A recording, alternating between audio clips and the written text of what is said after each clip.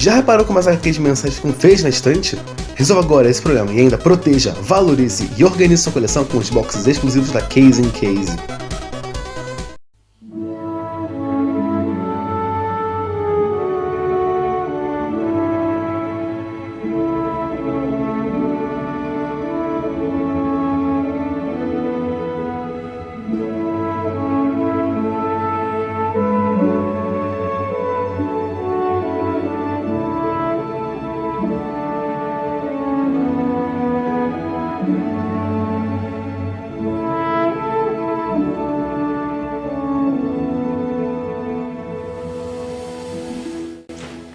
Olá pessoas!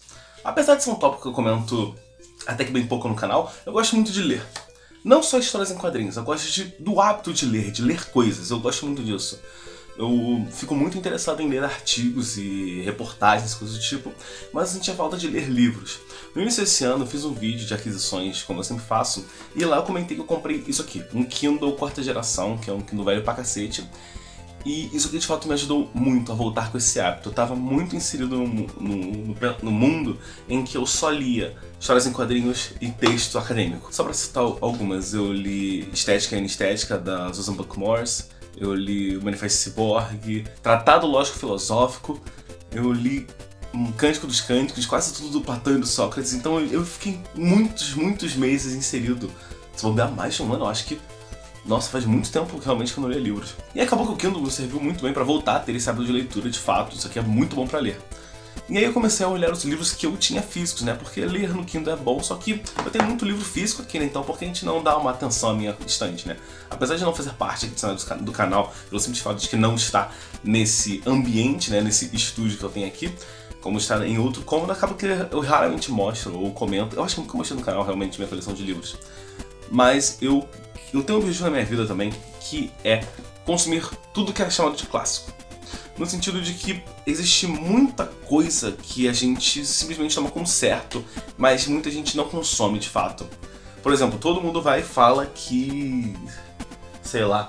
de que Final Fantasy é uma franquia muito importante dos videogames. Mas pouquíssimas pessoas realmente jogaram todos os Final Fantasy para poder ter uma opinião embasada e opinar sobre isso. Quando a gente fala de que a base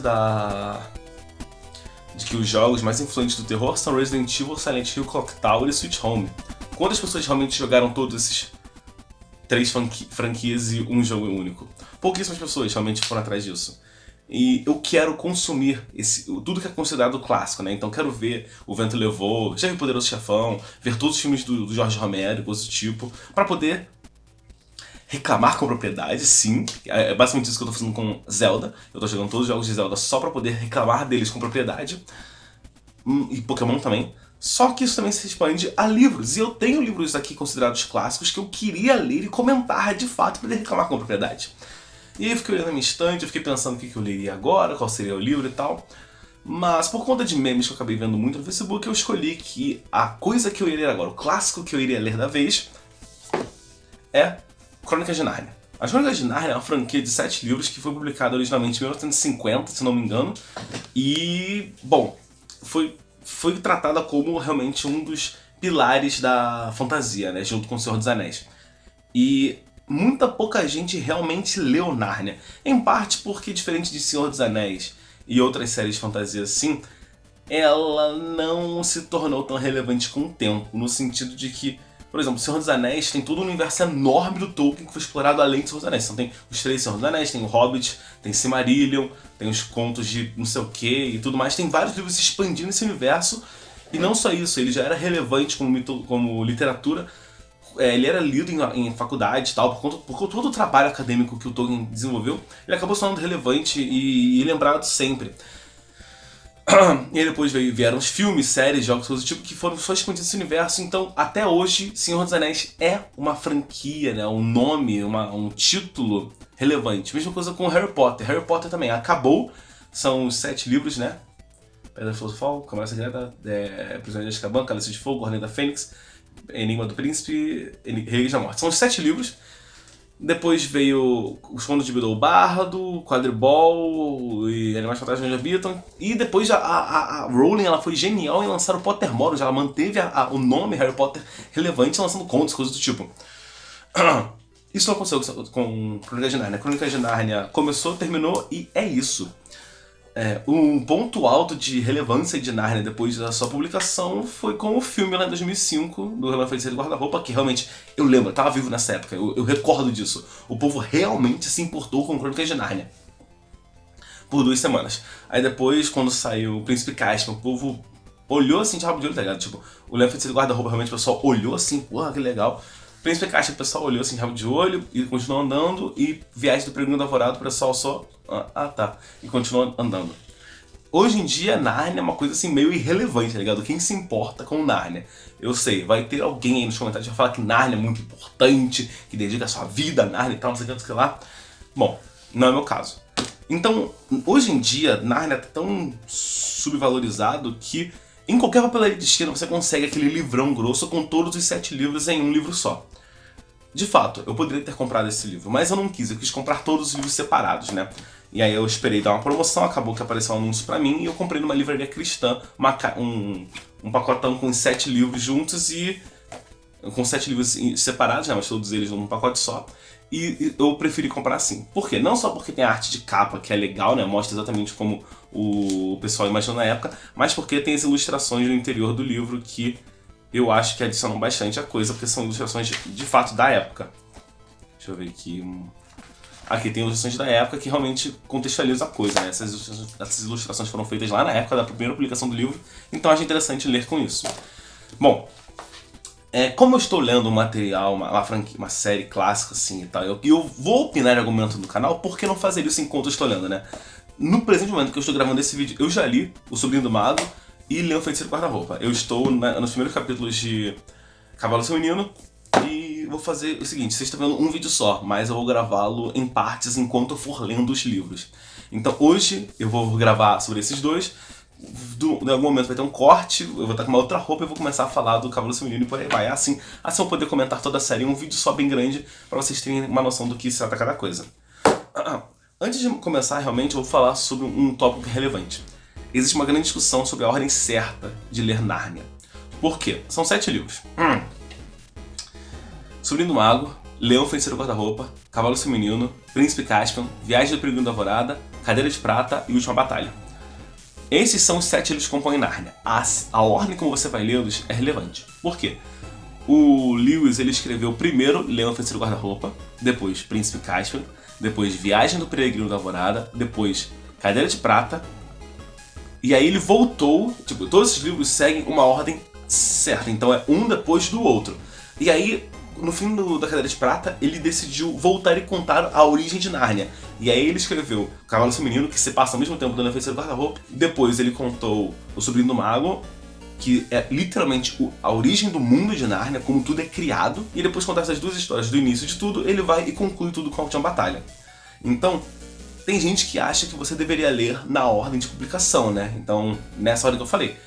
Já eu concordo com a editora que publicou esses livros no Brasil, né? Que é a Martins Fontes, em você ler na ordem cronológica. Ou seja, começar com O Sobrinho do Mago, que é o livro que conta o início do mundo, depois Leão Feiticeiro Guarda-Roupa, depois você vai para Sobrinho do Mago, que se passa ao mesmo tempo desse aqui, e depois você vai seguindo assim, reto. Tanto que os livros estão numerados na lombada com isso, e na orelha também está listado todos os livros nessa ordem. Esta é a ordem que eu estou lendo, então vamos começar comentando sobre O Sobrinho do Mago. Do que se trata O Sobrinho do Mago? Sobre 2 crianças, Diggory e Polly. O Diggory é de uma família rica, nobre, e a mãe está doente e o pai está trabalhando nas Índias, né? O livro se passa em 1900. E então a Índia ainda é uma colônia da Inglaterra. E aí o garoto tá com o pai viajando, né, trabalha na Índia, do outro lado do mundo, a mãe tá doente, então por não ter como manter a casa, eles moram com a tia deles. Ele vai morar com a tia, a mãe fica de cama e ele fica lá de saco cheio e tal, e ele conhece a Polly, que é a vizinha. E aí eles começam a explorar e brincar sobre os telhados das casas e tal, não sei o que, até que um momento ele acaba parando na sala, no escritório do tio dele, que é uma figura que a tia não queria que nunca falasse com o garoto. Então toda vez que eles estavam sentados para comer, o tio ia puxar assunto com a garota, a tia ia falar, não, pare, não fale mais nada. Então ele nunca tinha realmente conversado com o tio, eu sabia que ele era um cara esquisitão, e aí no momento em que ele vai lá com o tio, ele aproveita, olha só, agora eu finalmente poder falar com vocês dois. Pois bem, então, vocês não querem me ajudar e tal, eu faço uns estudos e tal, não sei o que, não sei o que lá.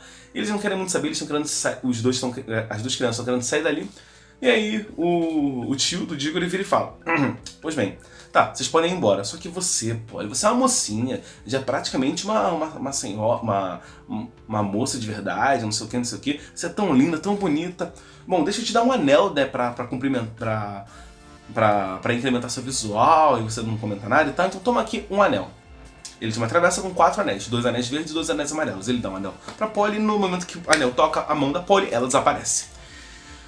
Acontece que Polly foi parar em outro mundo. E aí tem toda a história de como o tio do Diggory conseguiu esses anéis e como ele... Na verdade ele fez os anéis e todos os experimentos dele pra entender esses outros mundos que existem. E o livro é sobre o Diggory indo resgatar a Polly e descobrindo que tem muito mais coisa bizarra acontecendo e causando muitas confusões na Inglaterra e fora de lá. Falando de cara, a leitura desse livro é muito gostosa, é muito bom de ler esse livro. Todos os livros de Narnia até o momento, né, tipo, esse aqui eu levei 3 horas pra ler, então eu sentei de madrugada, fui lendo e acabei. Foi a mesma coisa, eu sentei numa tarde e li ele inteiro. Então são livros que, sei lá, tem 180 páginas e a letra não é pequena, a leitura é gostosa, flui muito bem, então você lê isso aqui muito, muito rápido. Nesse livro aqui ainda não tem tanto uma carga que vai ter no Leão Feiticeiro de Guarda-Roupa. Mas eu gosto desse livro, especialmente porque ele é caótico. No sentido que muita coisa acontece, muita coisa louca acontece e você tá sempre sendo surpreendido com o que tá acontecendo. Então, por exemplo, quando o Diggory vai atrás da Polly, ele não vai parar em Nárnia, como você imaginaria. Ele vai parar num bosque, e aí que porra é essa? E aí ele vai parar em outro lugar, e você ficando sempre surpreso com o que ele vai encontrando. Ele encontra um monte de ruína, ele encontra uma imperatriz, um mundo com o sol prestes a destruir tudo. Ele vai parar em um monte de lugar diferente. E quando você acha que você vai passar o livro inteiro fora da Inglaterra, e ele só vai voltar pra Inglaterra no final do livro, não, o livro vai e volta da Inglaterra, vai pra outro lugar e tal, não sei o que. Muitas coisas acontecem e é uma loucura muito grande, e isso corroborado pelas ilustrações faz tudo ficar ainda mais licérgico, assim, meio louco de cara, o que cara está acontecendo. Os personagens são muito legais. Aqui é apresentada a grande antagonista dos primeiros livros de Nárnia, que é a Imperatriz Jades, e eu gosto pra caralho dela, eu adoro ela. Só que aqui ficou perceptível uma coisa. Por esse ser o 5º livro que o Lewis escreveu, a escrita dele já está muito melhor do que o primeiro livro dele. Então aqui a leitura é muito boa, é muito bem escrito, tudo é muito divertido, tudo é muito fácil de ler, muito gostoso. Só que aqui eu percebi uma coisa. Todo mundo fala que as Crônicas de Nárnia tem uma conotação cristã forte. Eu sabia disso quando eu fui ler. Só que eu pensei que era tipo assim, cara, então, se você já leu toda a Bíblia, se você realmente participa dos rituais, é um católico praticante, você vai perceber umas coisas assim, se você reparar nas palavras que o Aslan usa, você vai perceber e tal. Eu achei que fosse mais sutil. Não é. Não é nem um pouco sutil. Cara, tem momentos assim que realmente é muito escancarado o quanto que tudo aqui... Tudo não, né? A segunda metade do livro, especialmente, é uma alegoria cristã. E muito, muito forte. Então, o Aslan, tudo que ele fala, a forma como ele se porta, a forma como ele fala, quando as pessoas reagem ao nome dele, quando alguém fala o nome Aslan, o livro fala que, nossa, o fulano sentiu uma emoção, uma felicidade dentro de si e tal, não sei o quê. Depois, quando eles não têm nada pra fazer, quando eles perdem toda a emoção, em vez de, sei lá, procurar uma forma de resolver a situação e tal, eles começam a cantar hinos de igreja. No final, quando o único personagem, assim, realmente... Os personagens maus, eles são multifacetados, e os personagens bons têm algumas facetas. No sentido de que quando o personagem é mau, o livro tenta descrever todos os pecados que ele comete. Então, o tio do Diggory não é só covarde. Ele é covarde, ele é ganancioso, ele quer pegar a feiticeira, ele quer fazer um monte de coisa. Então, mais ou menos, ele faz o bingo dos pecados para mostrar que o tio é uma pessoa que você não quer ser. Mesma coisa com a feiticeira, com qualquer antagonista desse livro, vai mostrar como ele tem todos os pecados possíveis. E eu gosto do fato de que o Diggory é o protagonista, ele é o personagem central da história, né? E ele é um herói, no sentido mais puro da palavra, só que ele é multifacetado. Ele às vezes é babaca, às vezes ele é desagradável, ele é rude. E eu fiquei muito surpreso de ver um livro de 1950 não ser tão machista, porque às vezes ele é babaca com a Polly, e a Polly revida. Aí fala, não, você não pode me tratar assim, pare com isso. Ela fica puta com ele, por um tempão, e o Diggory até pensa, nada a ver, eu fui puxei ela pelo braço, aquela hora tem nada demais não. E o próprio, o eu lírico, né, por assim dizer, o narrador vai e fala que ela tá toda certa e fica puta como o Diggory tratou ela, de puxar ela pelo braço e tal, não sei o que lá. E aí o Diggory pede desculpas e tal, ele cresce ao longo da história. É legal. Então assim, Subindo o Mago é um livro simples, mas com um caos muito divertido, personagens simples, né? Só que ele você percebe nitidamente que é um livro pra criança, tá ligado? Não espere uma profundidade muito grande, não espere uma descrição muito grandiosa, né? Por ter uma pitada, né, de conto de fada na massa desse bolo, as coisas são simplificadas, então você nunca sente um risco realmente de que alguém vai morrer. Você sente que risco de que alguma coisa ruim possa acontecer, de que alguém possa tomar a Inglaterra, coisa tipo, mas assim, sentir que alguém vai morrer ou sofrer, não tem, não se preocupe com isso. Se você é cristão ou católico, coisa do tipo, e você acha importante passar mensagens para as crianças, acho que são os melhores, mas se você curte fantasia e não se importa de ler coisas com conteúdo altamente cristão, vale a pena ler. Ou se você, como eu, você quer só realmente opinar sobre coisas clássicas, vai fundo.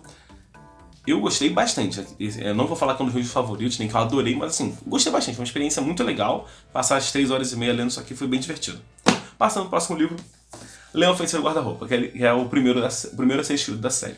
A primeira coisa que eu pude perceber na primeira página desse livro é que ele é bem mais amador do que isso aqui. Esse aqui foi o quinto que o Lewis escreveu. Esse aqui foi o primeiro da série de Nárnia. A diferença em escrita é brutal. Aqui é um livro bem escrito, gostoso de ler.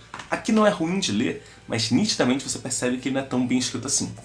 Tem vários momentos em que o autor usa uns maneirismos que você poderia dizer que é estilo, e não estaria errado. Só que também não estaria errado você dizer que é uma falha do autor. No sentido de que, por exemplo, toda vez que alguém vai entrar no guarda-roupa, ele reitera de que pessoas inteligentes, pessoas de bom... Não é uma coisa inteligente de se fazer, de se trancar no armário, né? Então, quando você entra no armário, você mantém a porta aberta. Esse objetivo de a porta está aberta porque não é inteligente saber deixar o armário fechar com você dentro dele. Toda vez que alguém entra na droga do armário, ele fala isso. E tem uma hora que 2 pessoas entram e ele fala 2 vezes, na mesma entrada no armário. É chato. A partir da metade do livro também ele começa com o maneirismo na hora de escrever coisas. Então, por exemplo, ele vai e fala... sabe quando você acende a lareira com você primeiro acende o fósforo, coloca num jornal e coloca na lareira? Pois bem, é mais ou menos isso. Ele usa umas 3 ou 4 vezes isso de tentar descrever coisas, situações e cenários com isso de... Sabe quando você faz tal coisa? Então, é mais ou menos isso. E eu não gostei desse estilo, achei que não encaixou com a obra, eu achei... Especialmente porque isso acontece na segunda metade do livro, então parece realmente que ele não sabia como descrever e usou isso. Porém, a leitura ainda é fácil, ainda é gostosa, mas, cara... Eu gostei bem menos que o Sobrinho do Mago. Porque aqui você ainda tinha o Diggory multifacetado. Ele errava, ele melhorava e tal, ele aprendia coisas, ele tinha medos, motivações. Aqui, Susana, Lúcia e Pedro são baunilha, tá ligado? Uma é fofa, a outra quase não participa, e o Pedro, ele é o herói porque precisa ser. Então quando tem que rolar porrada de espada, eu coloco o Pedro pra fazer porque sim. O único personagem com alguma personalidade é o Edmundo. E meu Deus do céu, como eu odeio esse personagem. Sem palhaçada, ele é terrível, ele é desagradável, ele é rude, ele é egoísta, ele é covarde. Tudo que eu posso dizer de ruim tá no Edmundo.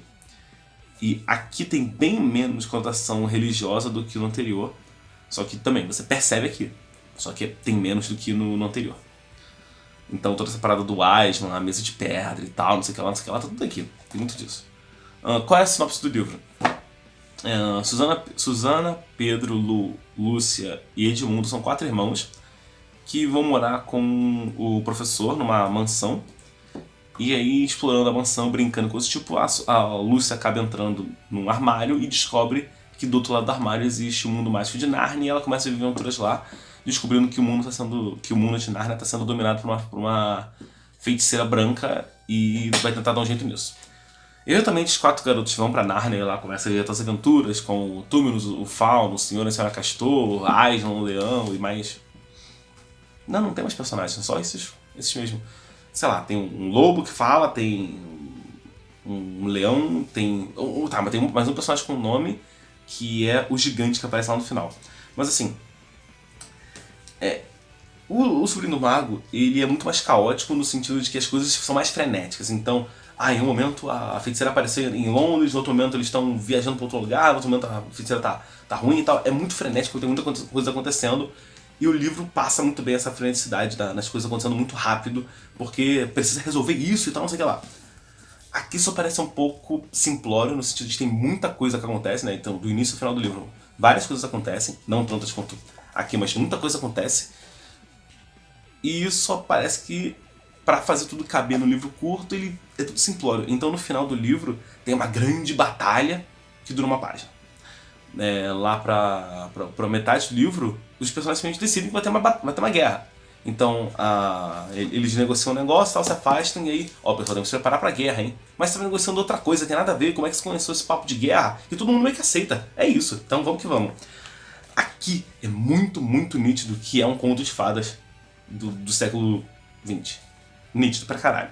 No sentido de que, cara, a distância entre o local onde eles entram em Nárnia até a Casa dos Castores é muito pequeno.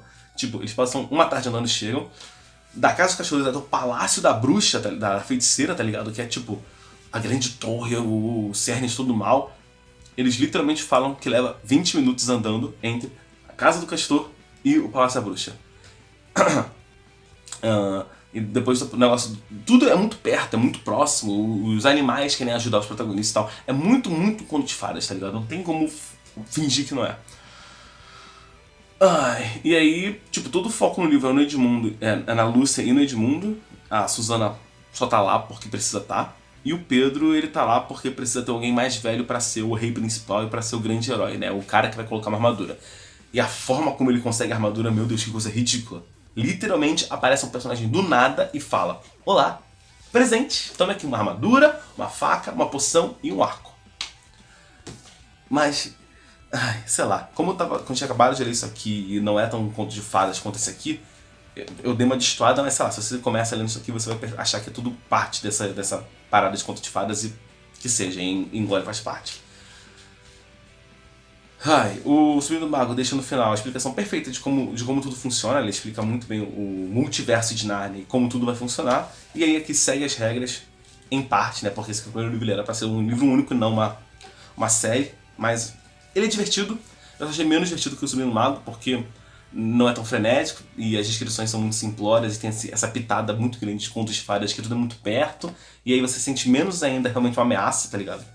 Tipo, no Sobrinho do Mago fica muito estabelecido porque a feiticeira é uma ameaça. Aqui ela consegue fazer um inverno que dura 100 anos em todo o país de Nárnia. Mas durante a grande batalha, que dura uma página no livro, ela não faz absolutamente nada. Tá ligado? Então, sei lá, nitidamente esse livro aqui é um livro muito mais amador do que esse aqui, né? O primeiro livro que o Lewis escreveu dessa franquia, eu acho que é o primeiro livro realmente, assim, de romance, né? No sentido de ser uma história contada que ele escreveu e você percebe isso nitidamente. Bom, Raiz do Futuro, agora comente, por favor, o Cavalo e seu Menino.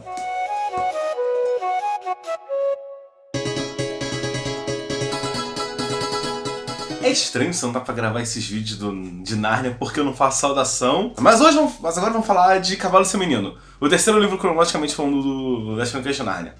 Qual é a sinopse desse livro? No mundo de Nárnia tem o país Nárnia, embaixo tem um país chamado Arquelândia e embaixo tem um país chamado Calormânia. E eu quero fazer um comentário. Eu adoro os nomes das traduções dos países de Nárnia. Eu acho todos eles sensacionais, sério mesmo. Eu adoro, acho maneiríssimo. E aí o que acontece? O nosso livro acompanha o Shasta e Bri. O que acontece? Shasta é filho de um pescador lá da Calormânia. E um dia, como eu posso dizer? Um califa, bom, já que Calormânia é baseado nos países árabes, eu posso falar, um califa aparece lá na casa do seu pai e fala: eu sei que esse moleque não é seu filho, me vende ele como escravo. E aí eles começam a negociar e ouvindo isso por trás da porta, o Shasta fica besta de caralho, eu não sou filho desse cara, o que aconteceu? E aí ele começa a resmungar perto do cavalo do califa, o cavalo do califa vira e fala: pss, moleque, vamos fugir? Aí o moleque: nossa, um cavalo que fala! E aí Shasta, o garoto, e Bri, o cavalo se juntam para tentar fugir da Calormânia e chegar até o tal país de Aslan, né, a Nárnia. O livro é sobre isso, é sobre o moleque saindo da Calormânia e indo até Nárnia, junto com seu cavalo. No caso, o cavalo e o seu garoto, né, porque o cavalo sabe muito mais do mundo do que o moleque. Então, por isso que o nome do livro é O Cavalo e Seu Menino. No meio do caminho, eles vão conhecer pessoas, conhecer cidades, conhecer culturas e muita coisa vai acontecer. Bom, essa é a sinopse do livro, vamos lá. Ele segue o padrão dos outros dois livros de Narnia, de ter entre 170 e 190 páginas. E, de novo, a impressão que eu tive lendo O Leão Feiticeiro e Guarda-Roupa logo depois de ter lido O Sobrinho do Mago se confirmou que agora. O Sobrinho do Mago tá lá em cima de qualidade de escrita, aí volta lá pra baixo com o Leão Feiticeiro e Guarda-Roupa e volta lá em cima com o Cavalo e Seu Menino e, cara, eu teria que pensar muito a fundo e passar um dia inteiro assim comparando o trecho do livro pra ver qual é melhor escrito, se é O Cavalo e Seu Menino ou O Sobrinho do Mago. Apesar de que eu acho que eu acabei gostando mais do Cavalo e Seu Menino por conta de uma coisa que eu já vou falar. Mas enquanto que o Sobrinho do Mago tem muito cristianismo no terceiro terço, tá ligado? É muito cristão, o Sobrinho do Mago começa com racismo. Até agora nenhum livro teve muito machismo, mas aqui tem racismo explícito. O que acontece? O garoto começa a perceber sinais de que ele de fato não é um Calormano. E o principal traço é de que todo mundo na porra da Calormânia é moreno e com o nariz diferenciado, e ele é um garoto branco, loiro, de olho claro naquele lugar. E até aí tudo bem. Até aí tudo bem porque encaixa na proposta de ser um moleque que acabou parando lá por conta do destino e foi adotado por um cara de lá. Como é de um país diferente e tal, vamos até aí falar que tá tudo bem, ok? Show. Só que aí quando o califa vai lá comprar um moleque como escravo, ele vira e fala: eu sei que ele não é seu filho, porque eu sei da história de como ele chegou aqui, e dois, ele é bonito. Ele é totalmente diferente de nós, feios. E aí isso tipo, sei lá, quarta, quinta página do livro, e aí eu rapaz, já começamos com racismo aqui, né? E depois, quando o Shasta, na sua viagem, passa por uma cidade bem grande, bem importante para os Calormanos, é descrita a cidade como um lugar muito bonito, com uma arquitetura muito interessante, com varandas, jardins bonitos e amplos e jardins suspensos. Então você percebe que é meio que uma parada meio Babilônia, meio Turquia, meio Índia, até pela arquitetura do lugar, a forma como as ilustrações mostram como é o lugar, né, com cores muito vibrantes e tal, estradas de tijolos. Então você comparando isso com a situação toda, e levando em consideração de que quando esse livro foi escrito a Índia ainda era uma colônia da Inglaterra, você percebe mais bem as referências do autor nessa parte. E ele fala que todo mundo é feio, todo mundo fede, a cidade tem lixo espalhado por todo lugar.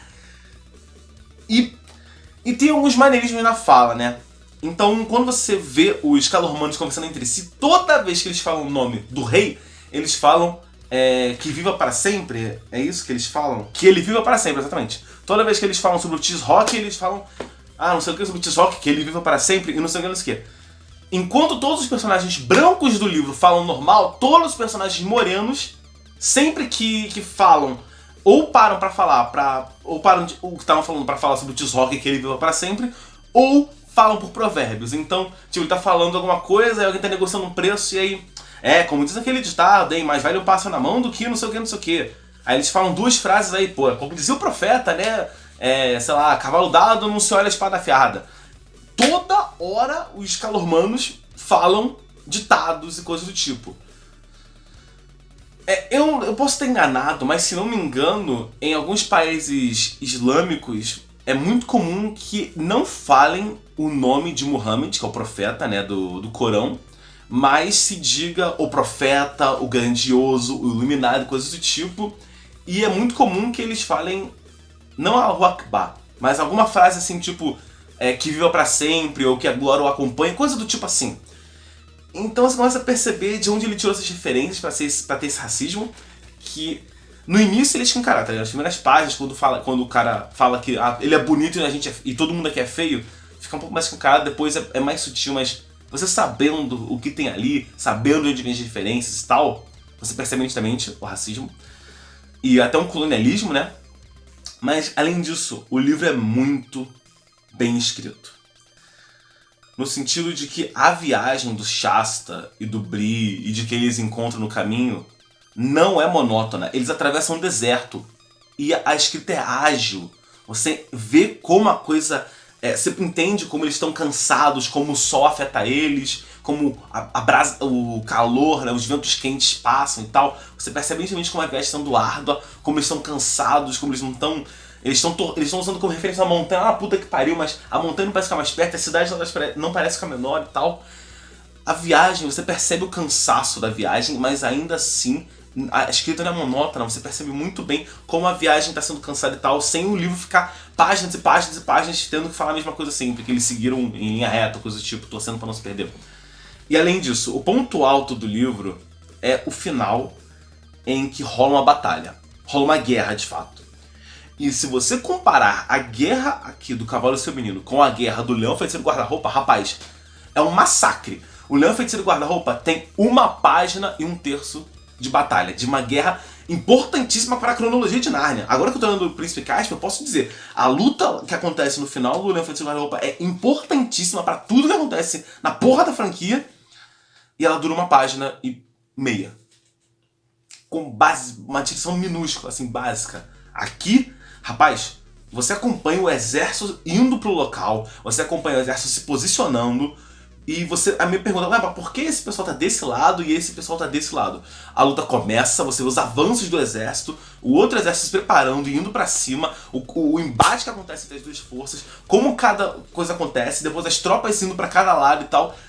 Rapaz, é emocionante, de fato. Quando eu fui lendo, eu falei, nossa, isso aqui tá foda! De verdade, é a primeira vez nos livros em que eu senti uma emoção que não foi humor, vergonha alheia ou decepção. E aqui realmente é uma luta muito, muito, muito foda.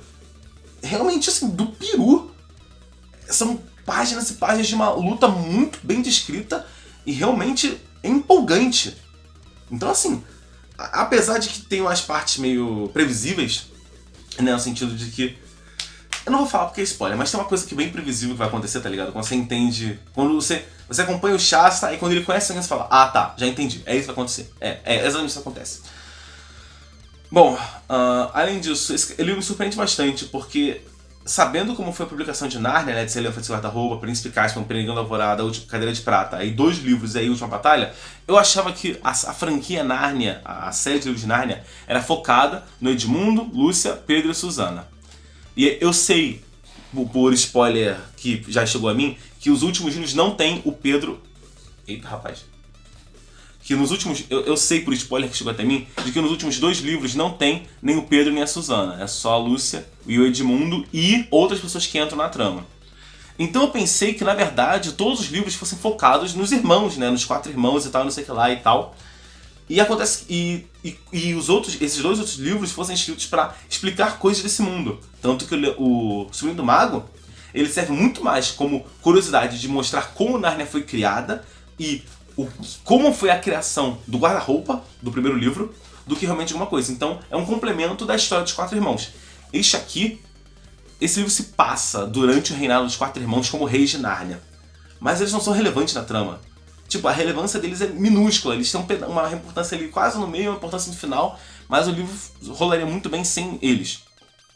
Então eu fiquei surpreso, porque esse livro não é sobre os irmãos, é sobre o Shasta, que não tem nenhuma ligação com eles. Então, com esse livro aqui e com o Sobrinho do Mago, você percebe que realmente os livros são sobre Nárnia, não sobre os 4 irmãos. Os 4 irmãos são personagens ferramenta no sentido de apresentar Nárnia e tal, mas a franquia não é sobre os 4 irmãos, porque tem 2 livros que não são sobre eles. E é interessante.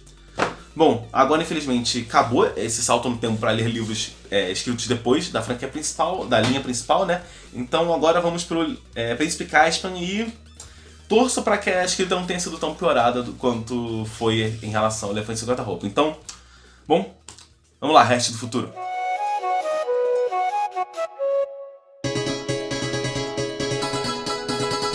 Mais um dia, mais um livro de Crônicas de Nárnia lido.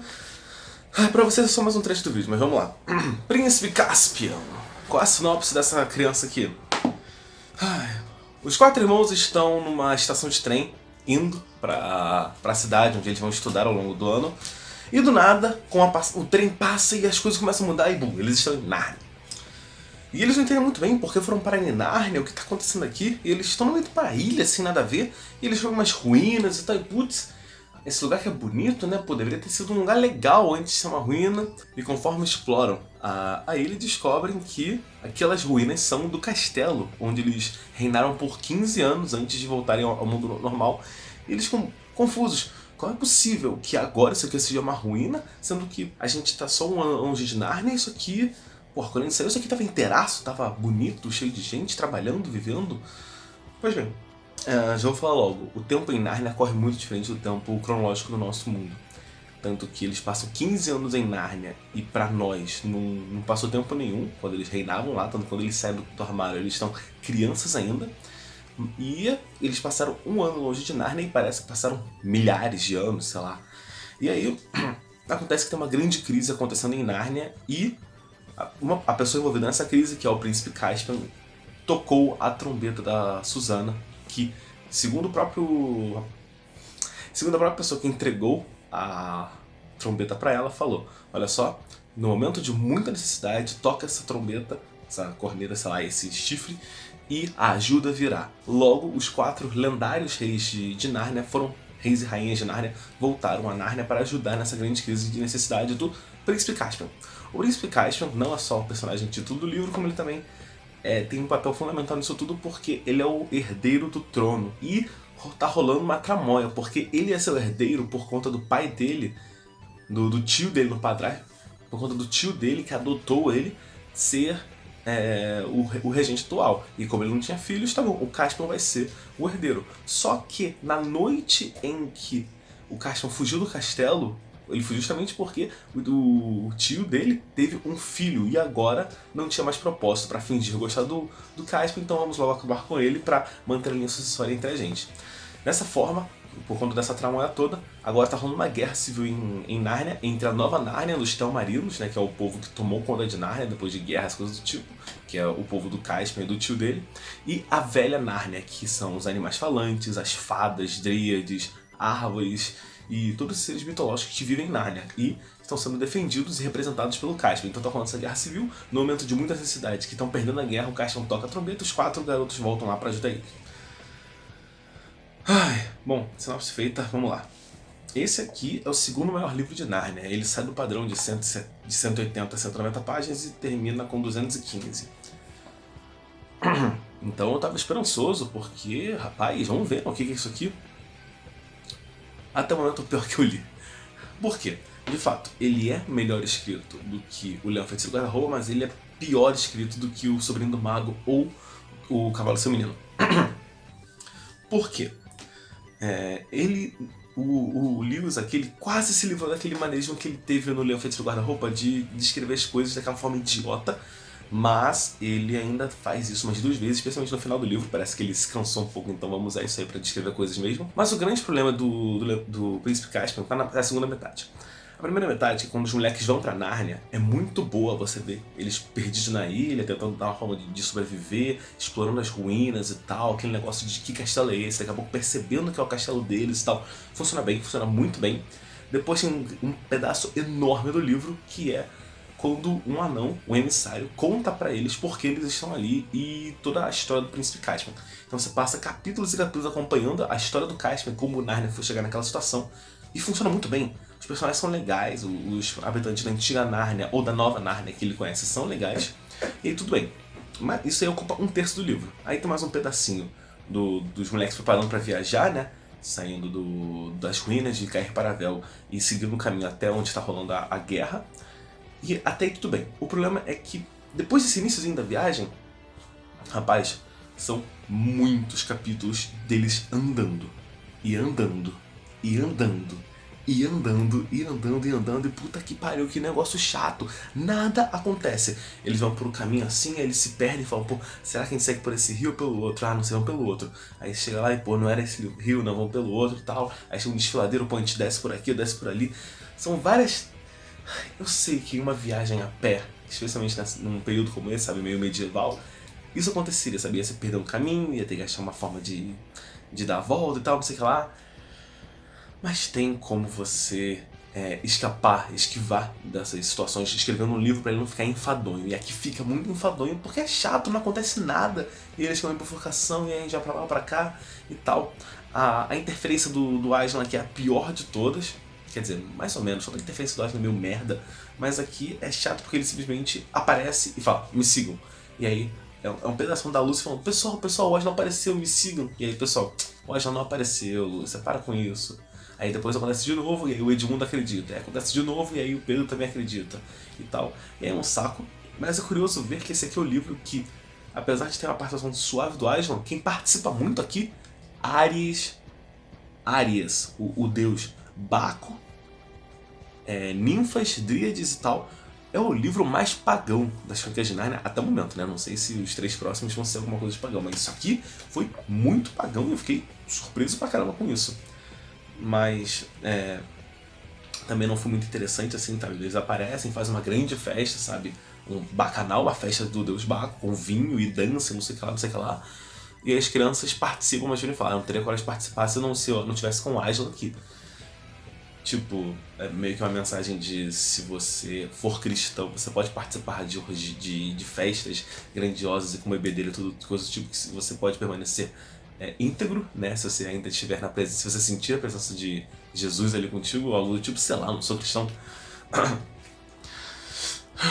E aí o final do livro tem uma grande batalha, era pra ter uma grande batalha, só que não tem. Rola uma parada um pouco mais adulta, no envio de uma carta, e aí, só que a resolução do problema é muito idiota, porque foda-se essa carta que foi enviada, tá ligado? Começa uma resolução interessante do conflito, só que aí vai tudo pro cacete, e é tudo de uma forma muito bunda. E esse aqui é o livro com o final mais seco que eu já vi. Por exemplo, o Leão faz o guarda-roupa, quando termina, você acompanha um pedaço assim, do reinado dos 4, e aí coisas acontecem, eles vão andando, viajando e tal, você fala, pô, não é aqui mesmo, né? Será que é aqui ainda que tá o negócio? Epa, pum, caíram pra fora do armário e acabou o livro. Eles saem do armário, nossa, acabaram as aventuras em Narnia, mas teremos mais coisas pela frente. Tudo bem, é um final. O Sobrinho do Mago termina com o moleque voltando e você acompanha um pedação, tipo um epílogo assim da vida dele, ele crescendo até o armário ser criado, e aí a história acaba.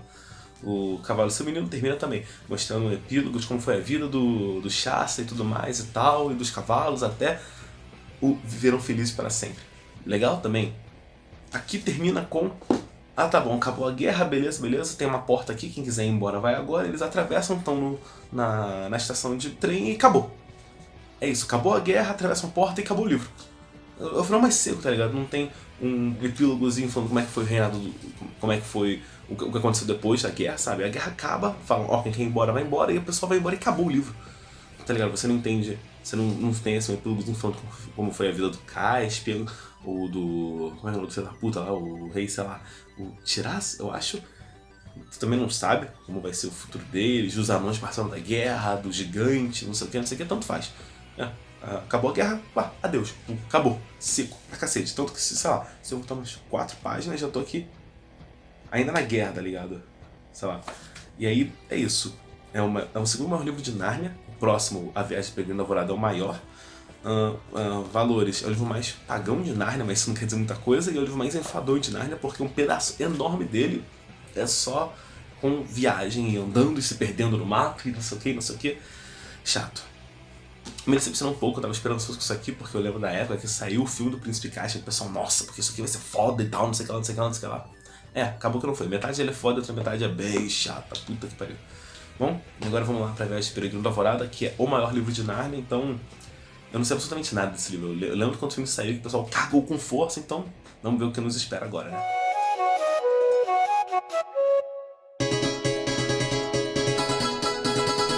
Vamos lá falar de A Viagem do Peregrino da Alvorada, que foi o último livro de Nárnia que teve adaptação pro cinema, né? Curioso. É o maior livro de Nárnia, com 231 páginas. Não é tão maior assim que os outros, né? Mas, nossa, é o maior livro de Nárnia, né? Todo mundo acha que o maior sempre é o último, né? Porque tem mais coisas, mas não, foi esse aqui. E, bom, vamos lá. O último livro de Nárnia que foi adaptado pro cinema. Qual é a sinopse dessa criança? Dessa vez, somente Lúcia e Edmundo vão para Nárnia, junto com seu primo Eustáquio. Eu me acostumei muito a falar Eustácio, e é complicado pra mim falar Eustáquio, mas Bom, os três são levados pra Nárnia, enquanto os irmãos e o primo pau no cu estavam passando as férias na casa do Eustáquio. E aí, eles acabam já chegando em Nárnia por meio de um cacete, num quadro, e eles já chegam dentro do Peregrino da Alvorada, que é o navio do Príncipe Caspian X, ou Caspian X. E aí, acontece que o Caspian partiu em uma aventura para encontrar os 7 fidalgos ligados a seu pai. O seu pai, é mencionado lá no livro do Príncipe Caspian, que o pai do Caspian tinha 7 pessoas de confiança que foram mandados pro oceano pelo tio dele, que tinha tomado o controle da porra toda no livro passado, e o Caspian quer viajar até o leste para descobrir o que aconteceu com todos eles. E nisso nós vamos passar por várias ilhas e acompanhar a grande viagem do Peregrino da Alvorada para descobrir o que aconteceu com os fidalgos e amigos do pai do Caspian em Nárnia. Cara, eu tenho que comentar algumas coisas desse livro porque ele é curioso por alguns outros motivos, né? Todo livro de Nárnia começa, né, a primeira página é um mapinha da região e das terras que vão ser mencionadas ao longo do livro. Além disso, esse livro é o único que tem mais de um mapa. Ele também tem uma planta do Peregrino da Alvorada, que eu achei interessante, apesar de não ser quase nada útil. Depois de um tempo, quando eles vão passar pelo primeiro conjunto de ilhas, que são 3 ilhas chamadas de Ilhas Solitárias, tem o mapa das 3 ilhas. E apesar de ao longo do livro eles passarem por outros locais, não tem mapa dos outros locais, então achei curioso essa escolha de o que ia receber mapa e o que não ia receber. Bom, mas vamos lá, vamos falar justamente sobre o que eu falei de que o mapa não é muito útil. Como você pode perceber, a visão do mapa do navio é de lado, né? Um corte um corte vertical pelo navio.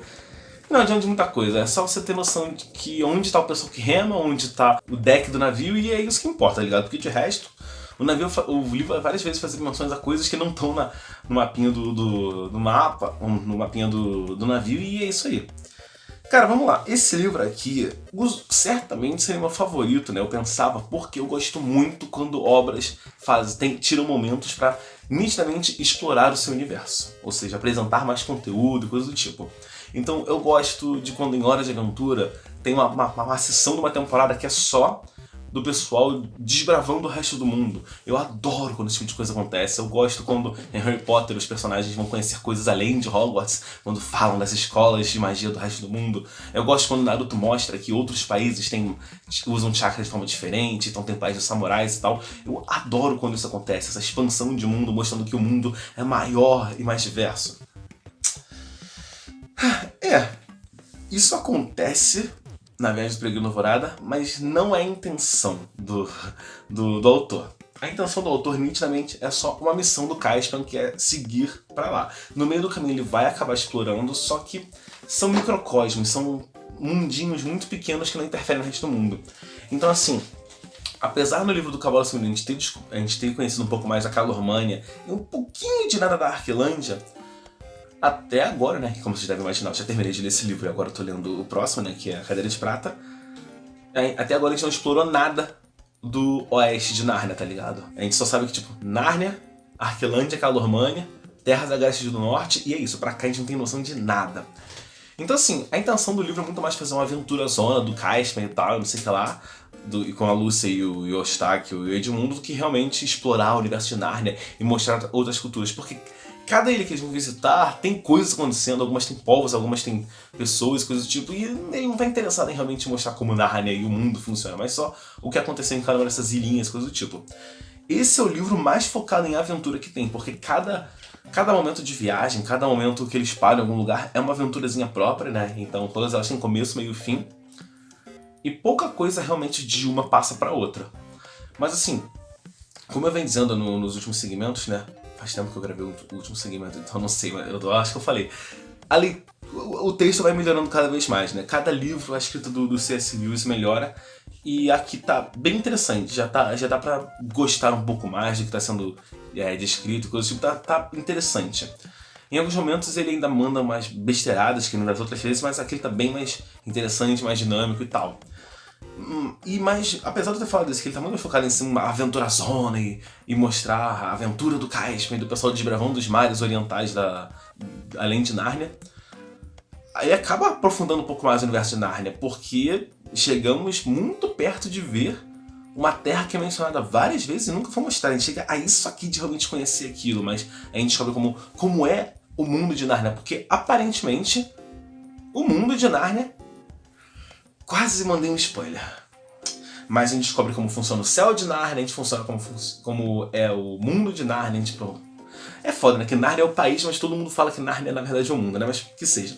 A gente descobre como é que é o céu de Nárnia, como são as constelações, como é a visão deles. É a primeira vez que tem uma menção que as crianças falam pro Caspian, né? Pra um personagem nativo de Nárnia, como é o mundo deles. E a gente tem a reação de um personagem. Então ele fala, nossa, o mundo de vocês é assim e tal. Poxa, por que eu não posso ir pro mundo de vocês? Vocês sempre vêm pra cá e eu nunca vou pra lá e tal, não sei o que lá. É interessante ver essas interações, mas... Em cada ilhinha que eles param, me parece muito esses livros, tipo os primeiros livros de Magic lançados no Brasil, que eram só livrinhos simples de fantasia medieval, europeia, tá ligado? Então não tinha uma história muito elaborada, era só uma aventura zona e acabava. Parece que é uma coletânea de aventurezinhas simples nas terras marítimas de Nárnia. Então tem o país lá onde tem um dragão, tem uma terrinha onde tem um lago da morte, aí tem uma ilha onde tem escravagistas e tal. Cada ilhinha tem uma coisa a mais e cada uma tem uma aventura própria que não tem muita ligação com a outra e tal. E que é bem interessante, sabe? Mas tem muita coisa muito curiosa que realmente torna o mundo de Nárnia é muito mais interessante. Então tem aquela grande parte escura do oceano em que coisas bizarras acontecem. O chamado fim do mundo de Nárnia, a relação com o sol e tal. É interessante, faz você pensar e querer conhecer mais. É uma pena que parece que não vai ser o caso, né? Nos próximos livros não vai ter mais dessa exploração assim realmente grande da cosmologia de Nárnia, coisa do tipo. Mas eu gosto de ver que o C.S. Lewis toma cuidado em relação a pensar que quanto mais o livro passa, mais as pessoas se afastam de Nárnia e assim sendo, mais longe da civilização eles estão. Então, tipo, as primeiras ilhas são bem ainda com muito contato com o continente de Nárnia, com a Calormânia e tal. E aí, cada vez que eles vão se afastando mais, tem menos sinal de que pessoas pisaram lá, tem menos contato com a civilização, tem mais culturas próprias e muito diferentonas e tal. E conforme ele vai passando, realmente vai dar essa sensação de que estamos indo para terras mais inóspitas, sabe? E o que é bem interessante. O livro também tem um pouco de desenvolvimento de personagens, sabe? Apesar da Lúcia e do Edmundo continuarem sendo só a fofa e o cara que já foi uma vez rei de Nárnia, e isso é relevante, eu achei interessante isso, que tem essa questão de quem é mais rei. Eu que reinei essa porra há, sei lá, quantos anos, ou você, Caspian, que é rei agora nessa porra? O que é interessante, é maneiríssimo eles discutindo isso. Mas, cara, o Eustáquio é insuportável, puta que pariu. Sério, só lá pra metade do livro que ele se torna um pouquinho mais suportável depois que coisas acontecem com ele, mas no início do livro, caralho, que moleque chato. Mas é interessante também que o C.S. Lewis varia um pouco a sua narrativa, porque em vários momentos a gente vai acompanhar as coisas do ponto de vista do Eustáquio, porque ele tem um diário e várias partes assim da viagem e das ilhas e tal. A gente vai ver literalmente páginas do diário do Eustáquio opinando sobre os tripulantes, a Lúcia, o Edmundo, o Caspian e a viagem toda, então é bem interessante assim. E agora, como eu acabei fazendo isso, né, botando assim em ordem de qual eu gostei mais ou menos, isso aqui tá longe de ser ruim que nem o Príncipe Caspian. O Príncipe Caspian não é ruim, só que a segunda metade dele é bem pior que a primeira. É melhor escrito que o Leão Feiticeiro Guarda-Roupa. E qual foi o antes desse aqui? É pior que o Cavalo Feminino e o Sobrinho do Mago. Mas assim, eu colocaria esse aqui acima do Leão Feiticeiro Guarda-Roupa. É bem mais divertido, a aventura realmente é legal. Eu gosto desse espírito de aventura. Eu acho que vocês deveriam fazer mais coisas de aventura e menos de ação. Mas é isso, então vamos lá agora ver a Cadeira de Prata. Também tem pouco cristianismo aqui. Só no final que é bem cristão. Mas no geral o livro tem pouco cristianismo. Só no final realmente que é cristão pra caralho. E é triste ver que no final rola uma parada de... Bom, a partir de agora não teremos mais os personagens que a gente estava acostumado a ver. Mas é legal ver pelo menos 2 livros que contam ainda do Caspian, do Edmundo e da Lúcia e tal. Bom, então vamos lá agora pra Cadeira de Prata.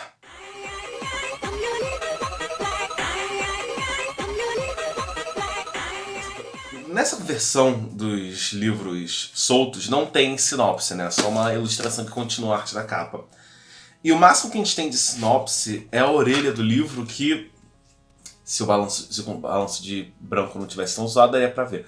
Pois bem, é uma orelhinha que basicamente só uma parte mostrando como o Aslan é grandioso em todos os livros. Então, eu não tinha muita noção do que esperar em Cadeira de Prata. E quando eu li a orelha, já falava que ia ter o Eustáquio de novo. Eu já, puta que pariu, que inferno. Vou ter de novo esse moleque insuportável como protagonista da droga do livro. E de fato, o protagonista é o Eustáquio. Eu diria que... a divisão é 50%. Acho que o Eustáquio é o protagonista de 40% do livro e a Jill é de 60% ou 70%, por aí. Então, o livro é protagonizado por Eustáquio e Jill. E o livro começa com os dois no colégio interno deles. Que eu tenho que ler um pouco mais sobre isso, mas parece muito que é o C.S. Lewis tentando fazer uma crítica a modelos de ensino alternativos. Então eles estão num colégio experimental, onde tem uma diretora e as coisas não funcionam tão bem, e as crianças que causam baderna no colégio não são castigadas e tal. E aí eles querem fugir nos valentões e acabam parando em Nárnia, onde eles... Diferente dos outros livros, aqui o Aslan, ele aparece primeiro pra Jill e fala, vocês têm uma missão. E por que essa mecha de cabelo tá afastada das outras? Vocês têm uma missão, e pra vocês cumprir essa missão, vocês têm que seguir 3 sinais meus. Que vocês vão ver ao longo da história e tal, então sigam esses sinais. Pra cumprir essa missão, que é resgatar o filho de Caspian. Sabe, o Caspian lá do Véspera Alvorada e do Príncipe Caspian. Então, o filho dele sumiu, desapareceu e ninguém sabe onde foi parar. E aí o objetivo da Jill e do Eustáquio, que Aslan lhes deu, foi de encontrar os dois. Encontrar o filho do Caspian, que sumiu na puta que pariu. O Caspian, quando ele chega em Nárnia, Caspian tá saindo com o navio, ele já tá velho pra cacete, então ele sai de navio, vai andando por aí, vai seguindo o seu caminho, fazer coisas com o navio, fora de Nárnia. E aí os dois têm que revirar Nárnia atrás do moleque. Mas vão ter ajuda do brejeiro, que é um paulama lá de Nárnia, que vai ajudar eles nessa viagem e tal, que é basicamente pessimista do cacete. Bom, essa é a história. Jill, paulama e Eustáquio andando por Nárnia procurando o filho do Caspian. Isso por, sei lá, 1/3 do livro, é verdade, eles andam pra cacete, e aqui mostra realmente o quanto que prática e estudo e coisas do tipo em relação à escrita melhora a escrita de todo mundo, né? Até do C.S. Lewis. Porque, cara, no Príncipe Caspian era um saco você ficar lendo, eles andando por aí, a esmo e tal. A viagem que eles fazem a pé é um saco. Aqui é super rápida. É interessante porque ele só para pra contar realmente como foi a viagem deles em momentos interessantes. Então, tipo, quando eles passam 2 dias andando só pelo descampado, eles vai tão sucinto, mas quando eles passam por um desfiladeiro de gigantes, aí fica legal. Quando eles passam por uma vila em ruínas, é legal. Então ele para pra contar realmente só quando tem coisa interessante pra se comentar. Fora isso, deixa passar e tal, e isso funciona muito bem. Então, os outros 2/3 do livro são em locais mais interessantes, que exploram um bocado do mundo de Nárnia. E eu gosto quando o C.S. Lewis faz isso, porque a Véspera Alvorada era pra ser isso, né? O grande livro que ia explorar mais de Nárnia, mas não foi tão bem assim. Explorou só as ilhas, não mostrou nada do continente. E aqui mostra, como a capa dá a entender, mostra o subterrâneo de Nárnia. Então você tem uma noção de como é que as coisas funcionam lá embaixo e você tem um vislumbre de mais e mais coisas lá de baixo. O que é interessantíssimo. O problema é que eu sinto que Nárnia, desde o Leão Feiticeiro do Guarda-Roupa, não tem um vilão interessante, tá ligado? Tipo assim, no Sobrinho do Mago e no Leão Feiticeiro do Guarda-Roupa tinha a Jadis, que era interessantíssima, era uma vilã muito legal, eu gostava dela. E aí, Príncipe Caspian, tem o tio do Caspian, que é um bunda mole, suja. Véspera Alvorada não tem vilão, tá ligado? É só contra o mundo, coisas que acontecem. Que, ok, funciona. Cavalo do Seu Menino são os dois contra o mundo também, só que lá pra metade do livro tem a ameaça dos Carlormanos e tal, que torna a coisa interessante. Aqui tem um vilão, tá ligado? Tem uma figura maléfica contra os personagens, só que assim, é tão podre, tá ligado? Tipo, quando ela aparece pela primeira vez... Eu tô ficando irritado com essa mecha de cabelo solto assim. Quando ela aparece pela primeira vez, você fica, curioso essa tática dela com o bandolim e tal, com a lareira, esse negócio que ela faz. Mas aí ela já some, tá ligado? Primeiro, ela aparece uma vez na história. Todo mundo fala quanto ela é poderosa, quanto ela é foda e tal, ela aparece uma vez na história e faz um negócio meio interessante, que depois fica desinteressante, aí já era, sumiu e vida que segue. Então não mostra muito de Nárnia em si, mas mostra o subterrâneo, que é interessante, é legal, você vê como as coisas funcionam e as diferentes tribos de gigantes.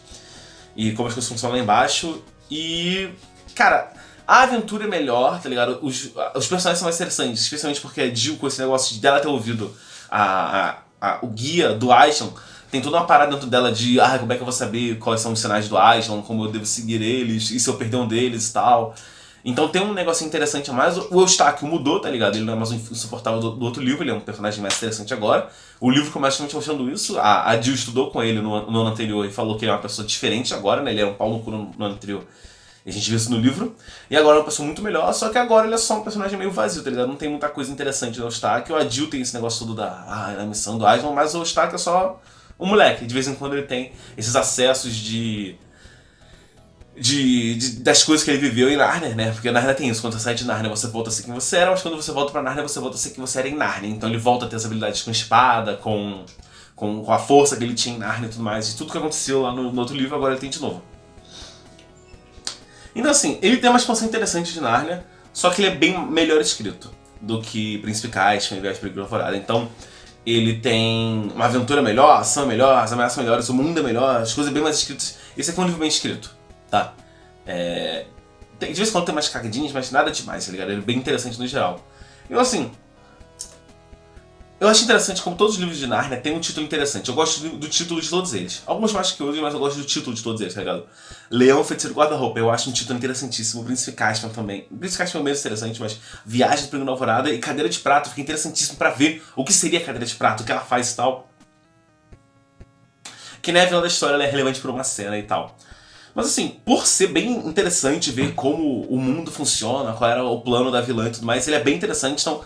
Se eu tô fazendo mais ou menos a avaliação de livros, eu colocaria esse aqui em cima da Viagem Perigo na Alvorada. Porque uma grande aventura bem escrita, e Viagem Perigo na Alvorada são várias aventurinhas que não tem muita conexão, então eu não exploro tanto o universo de Narnia. E aqui os personagens são mais interessantes, o ritmo é melhor, e o final do livro acontece uma parada interessantíssima, né? Que mostra um outro pedaço de terra do universo de Narnia. Bom, e agora vamos seguir pro... Eu acho que esse foi o segmento mais curto desse vídeo, né? Mas tudo bem, esse vídeo já deve estar enorme, né? Bom, então vamos lá. Semana que vem eu vou voltar aqui e gravar o trecho de Última Batalha, que é o último livro de... Eita porra! Que é o último livro de Nárnia E aí, vamos lá, né? A gente vai comentar o último livro e vamos comentar como foi a experiência de ler Nárnia no geral e vejamos se no final tudo valeu a pena.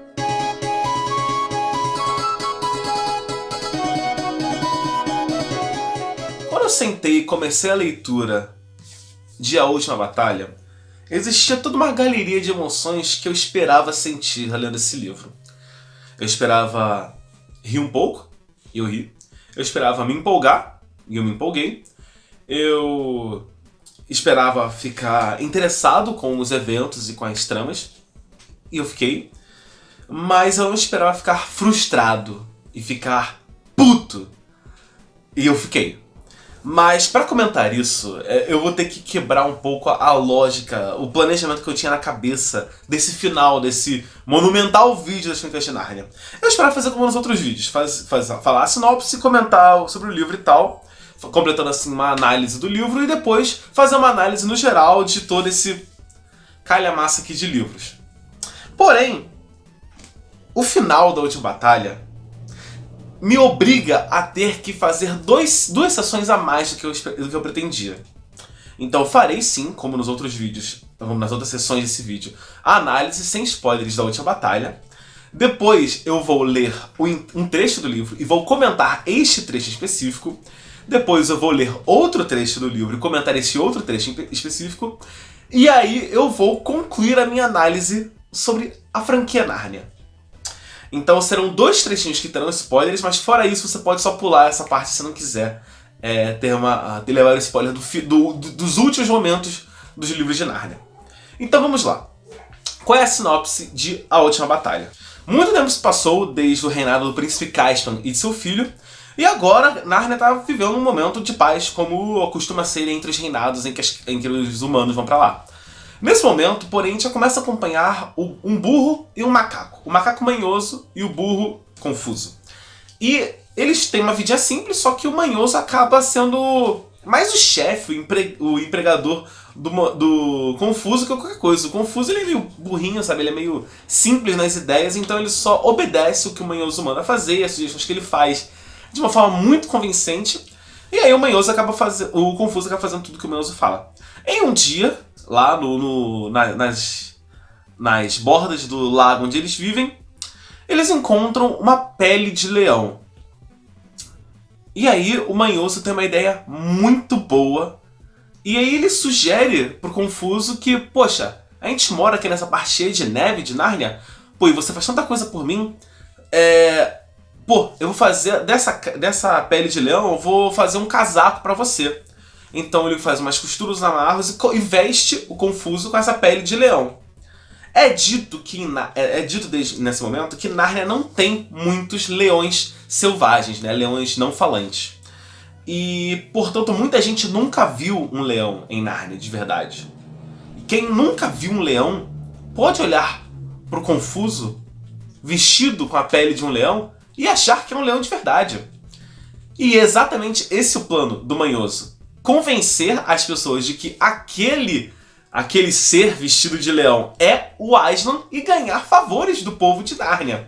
Só que a coisa começa a ficar muito maior do que qualquer pessoa esperava. Logo você chega aos ouvidos do rei e começa a tomar confusão porque quer provar que é Aslan de fato. Olha, o Manhoso quer provar falar pra todo mundo: este é Aslan, obedeçam a ele. Na verdade, obedeçam a mim, né? Obedeçam a ele por intermédio meu. Eu passo as informações, os mandos e desmandos de Aslan pra vocês. E não acreditem no rei. O rei tá querendo enganar vocês. E o rei quer vir e fala: este não é Aslan. E aí assim começa o grande confronto que vai levar aos últimos dias de Nárnia e do último rei de Nárnia. Olha, vamos ser sinceros aqui, né?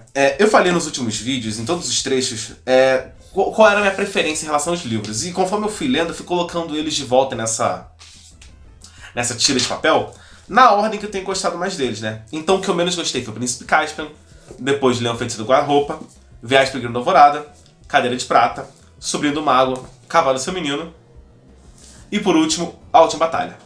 Este é, objetivamente, o melhor livro de Nárnia. É o que tem a melhor escrita, é o que tem a melhor descrição de cenários, de personagens, tudo. Aqui realmente é a culminação de todo o trabalho do C.S. Lewis. Você comparar o que ele escreve aqui com o que ele escreve em Leão Feiticeiro do Guarda-Roupa é ridículo, é inconcebível. Aqui realmente as coisas estão bem escritas. Pelo nome do livro, eu achei que a gente ia ter uma coisa que nem tivemos no Cavalo e Seu Menino, né? Uma batalha entre dois exércitos. Não é exatamente isso que acontece.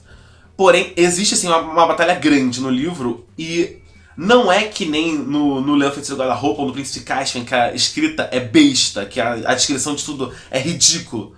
Aqui, você fica empolgado. Isso só aconteceu no Cavalo e Seu Menino, do que eu li. Né? Só aconteceu aqui, na luta, lá na guerra no final, que aí eu falei: cara, isso aqui tá legal, que maneiro. Fora isso, Nárnia nunca foi uma série de livros que me empolgou assim, me fez ficar: cacete, que maneiro. Foi só tipo: que legal. Aqui não, aqui tem sim uma luta de proporções consideráveis que eu realmente fiquei empolgado, interessado. Eu falei: cacete, isso realmente está acontecendo. Nenhum dos livros de Nárnia tem violência, estrito senso. Mas aqui tem um pouquinho. Ele fala de cabeças perfuradas, fala de flechas acertando pessoas e animais, fala de pessoas caindo e nunca mais se movendo, e coisa do tipo. Só que assim, não é nada extremamente violento, é só, sabe, uma descrição de uma batalha acontecendo de verdade.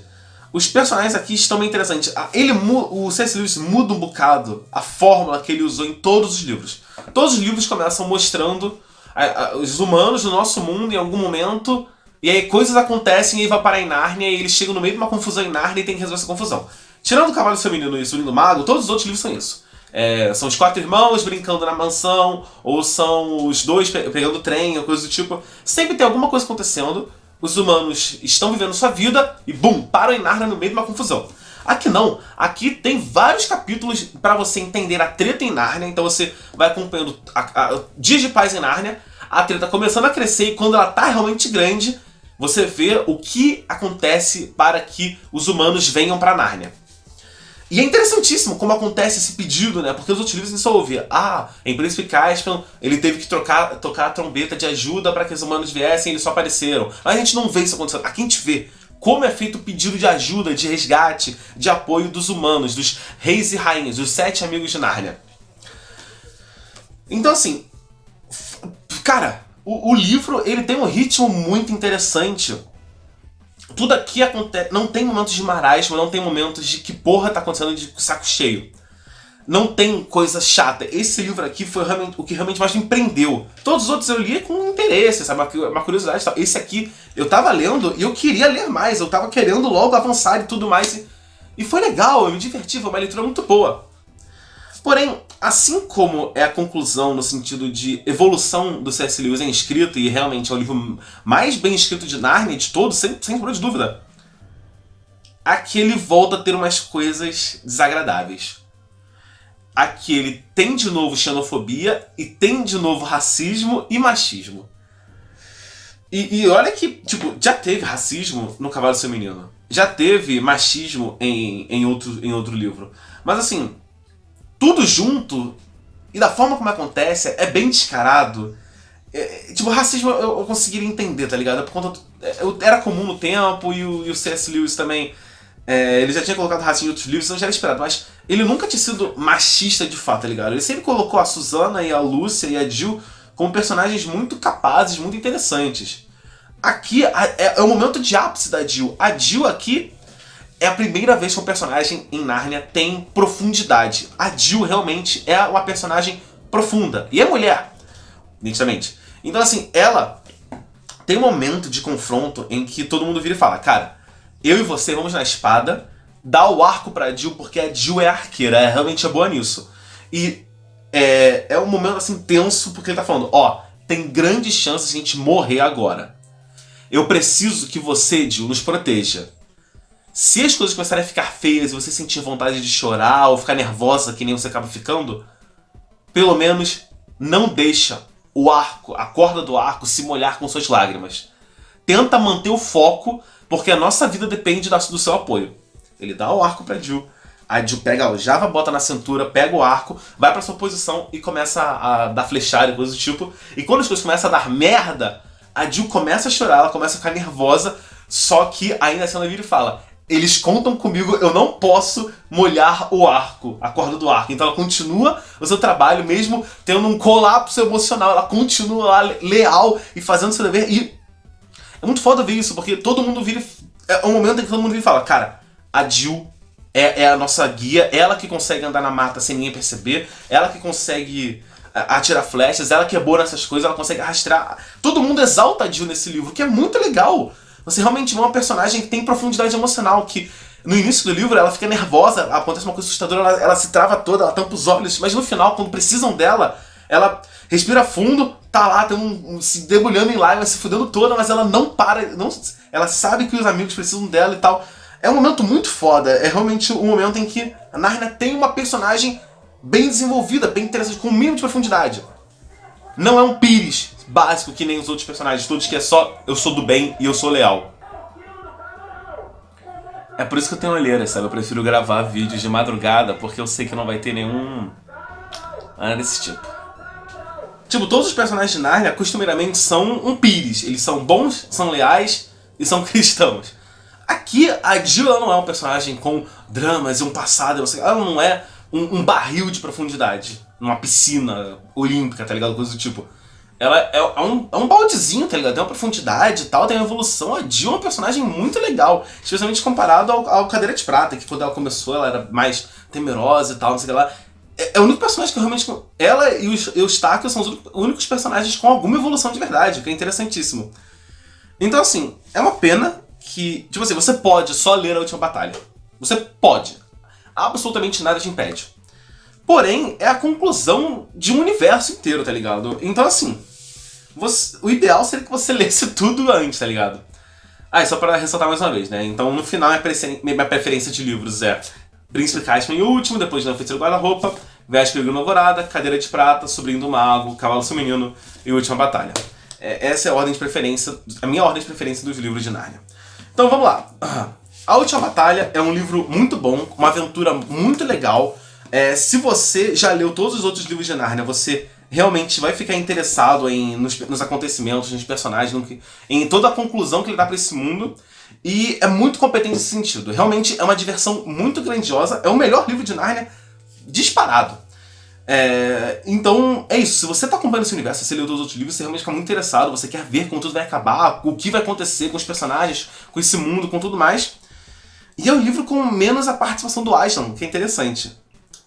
Então assim, eu recomendo muito a Última Batalha. O resto todo eu recomendo em graus diferentes, mas a Última Batalha eu realmente recomendo bastante. Agora, essa foi a minha análise de A Última Batalha. Agora, vamos para aqueles momentos com spoilers que eu falei que eu ia fazer nesse vídeo. O único problema da Última Batalha é o último capítulo. O último capítulo de toda a série Nárnia é terrível, é uma merda, é horroroso. Por 2 motivos específicos. O final é bem ruim por 2 motivos. Primeiro, quando nós conhecemos Nárnia, né, segundo a ordem de publicação, melhor, vamos na ordem de cronológica mesmo. Em O Sobrinho do Mago, 2 humanos vão pra Nárnia, o Digory e a Polly. Em Leão Feiticeiro Guarda-Roupa, 4 irmãos vão pra Nárnia. Em Viagem de Pregando Alvorada, 2 dos irmãos voltam e o Eustáquio e um moleque se junta a eles. Em Cadeia de Prata, uma garota se junta a ele. Ou seja, se você fizer a conta, aqui temos 2 humanos que ajudam Nárnia, né, 2 humanos do nosso mundo.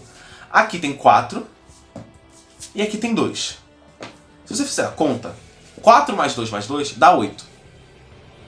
Ou seja, são 8 humanos que vieram a Nárnia ajudá-la em tempos de perigo. São 8 amigos de Nárnia, por assim dizer. Aqui, em A Última Batalha, quando o rei pede ajuda, ele roga aos amigos de Nárnia, que são justamente essas pessoas que vieram ajudar Nárnia em seus momentos de dificuldade. Fica estabelecido que Nárnia teve grandes períodos de prosperidade, paz e alegria do povo entre momentos de crise. Em todos os momentos de crise, são basicamente os que são mostrados nos livros. É citado que houveram outros momentos de crise entre os livros e tal, que não foi mostrado nos livros, mas os grandes momentos de perigo e de ameaça a esse mundo são os mostrados nos livros e tiveram ajuda desses amigos de Nárnia. Neste livro, o rei pede ajuda aos amigos de Nárnia. E eles respondem. Eles mandam 2 deles pra cá, né? A Jill e o Eustáquio. Só que, no final, acontece uma parada, Aslan se mete, eles passam por uma porta e aparecem os 7 amigos de Nárnia. E ele pergunta, e é aqui que eu vou ler o enxerto do livro pra vocês. Senhor, esta é Lady Polly, que veio a Nárnia no primeiro dia, quando Aslan fez as árvores crescerem e os animais falarem. Em seguida conduziu para perto do homem cuja barba dourada descia-lhe pelo peito e cuja expressão era cheia de sabedoria. Este aqui é a Lorde Digory, que estava com ela naquele dia. E este é meu irmão, Rei Edmundo. E esta é minha irmã, Rainha Lúcia. Tyrion se voltou e disse, após saudar a todos, Senhor, a não ser que eu tenha entendido mal as crônicas, deve haver mais alguém. Vossa Majestade não tem 2 irmãs? Onde está a Rainha Susana? Pedro respondeu breve e gravemente, minha irmã Susana já não é mais amiga de Nárnia. Eustáquio completou, é verdade, e cada vez que se tenta conversar com ela sobre Nárnia, ou fazer qualquer coisa que se refira a Nárnia, ela diz, abre aspas, mas que memória extraordinária vocês têm. Continuam no mundo da fantasia, pensando nessas brincadeiras tolas que a gente fazia quando era criança. Jill disse, essa Susana agora só pensa em lingeries, maquiagens e compromissos sociais. Aliás, ela sempre foi louquinha para ser gente grande. Lady Polly disse, gente grande, pois sim. Gostaria que ela crescesse de verdade.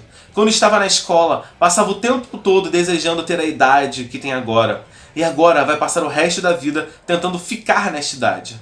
Tudo que ela pensa é correr para atingir a idade mais boba da vida o mais depressa possível e depois parar aí o máximo que puder. Está bem, não vamos mais falar sobre isso agora, interveio Pedro. Vejam, ali há umas árvores com frutas muito apetitosas, por que não vamos provar algumas? Fim do enxerto. C.S. Lewis, seu filho da puta. Em 2 livros, a Susana ajudou Nárnia. Por 2 livros, Susana reinou em Nárnia. Por 2 livros, essa filha da puta arriscou sua vida, montou nas costas do grande leão. Ela ajudou na guerra, ela ajudou em vários momentos. Sim, no Príncipe Caspian começa a mostrar já que ela se afastou um pouco de Nárnia, porque ela é a última a poder ver o leão, né? Todo mundo, a Lúcia começa a ver o leão, depois o Eustáquio vê o leão, depois o Pedro vê o leão e por último a Susana, depois de tudo ela pede desculpas. Mas Inegavelmente, Susana ajudou a salvar Nárnia. Susana estava lá. Ela foi um dos 4 reis que reinaram sobre Nárnia. Ela ajudou a salvar esta porra desse mundo. E aí agora você me vira e fala que Susana não é uma amiga de Nárnia. Eu tenho certeza. Ela é a única personagem cuja vida fora de Nárnia é mencionada. Porque na Viagem de Perigo da Alvorada também é mencionado que ela foi para os Estados Unidos e tal, viajar com a mãe, não sei o que lá. E é só mencionado, sei lá, que Pedro joga futebol, sei lá, alguma coisa assim. Já tem nitidamente uma preferência do C.S. Lewis pelos personagens. No sentido de que Pedro tem personalidade nenhuma. Ele não fez porra nenhuma e é o grande rei. Todo mundo chama ele de o grande rei de Nárnia. Ele que manda em todo mundo. Por quê? Porque ele é mais velho. O Edmundo, por 1 livro e meio, a personalidade dele é resumida a eu fui um traidor filho da puta. E a relevância dele, assim, no cenário geral de Nárnia é nenhuma. Susana é a fudida da história, tá ligado? Foda-se a Susana. Agora, a Lúcia, rapaz, a Lúcia, ela participa. Ela tem um livro basicamente pra ela, tá ligado? Viagem de Perigo da Alvorada é basicamente pra ela. Ela é a primeira a ir pra Nárnia, ela que fica amiga do Túmenos, ela que ajuda a salvar um monte de coisa, ela que monta no cavalo, ela que salva a vida de um monte de gente, ela que dá o líquido lá pra salvar um monte de gente, ela que viaja, ela que é escolhida pra ler a droga do livro lá na última Viagem de Perigo da Alvorada, ela que vai até o fim do mundo. Nitidamente, a Lúcia é a favorita do C.S. Lewis entre os 4 irmãos. E nitidamente, a Susana é a minha favorita. Porque mesmo, eu tenho certeza, se todos eles não fossem personagens criados por uma pessoa, se os 4 fossem seres humanos reais, todos eles, especialmente o Pedro e a Susana, que são adultos no final da história, tá ligado? Fica indicado que Lúcia e Edmundo são adolescentes, eles são jovens, mas Pedro e Susana são adultos no final da história. Durante o dia de batalha eles são adultos já. Com certeza o Pedro tem um trabalho, tem uma família, tem responsabilidades e tem obrigações. Susana também. Só que ele vem falar que, não, porque a Susana agora ela só se importa com isso. Eu entendi o que o C.S. Lewis quis dizer aqui. Ele quis dizer que a Susana se tornou uma pessoa fútil que só quer saber de se manter jovem. Eu entendo isso. Tanto que o final desse enxerto é basicamente o C.S. Lewis falando: aproveite a idade que você tem e não seja obcecado em se manter na idade que você tem, ou parecer jovem para sempre, porque todo mundo envelhece e tal. Eu entendi a mensagem que eles passaram.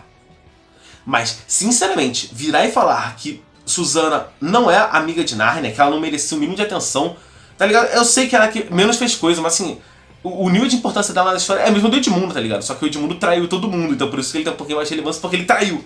A Susana ela não traiu ninguém, ela ajudou, ela fez um monte de coisa. Então assim, eu entendo o que ele quis fazer aqui, mas eu não consigo não ficar um pouco puto por ele simplesmente virar e falar: foda-se, a Susana não vem mais, ela não se importa e tudo mais. Mas no final mesmo, acabou que a Susana se deu bem. Agora eu vou mencionar o segundo enxerto.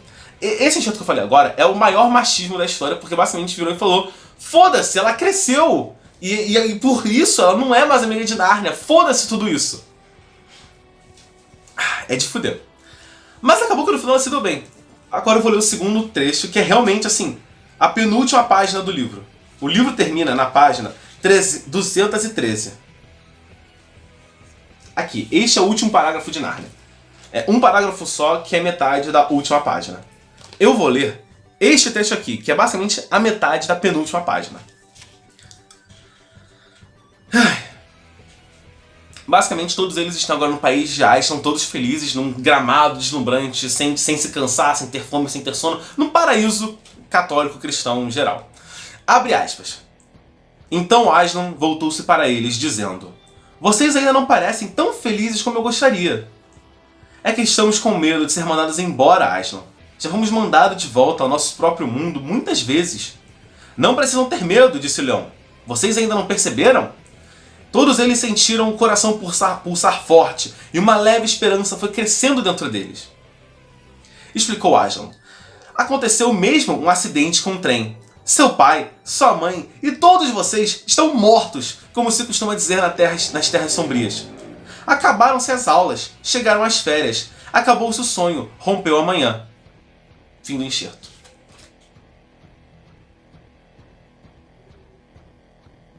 Ou seja, todos os personagens do nosso mundo que participam da última aventura de Nárnia, na última batalha, estão mortos.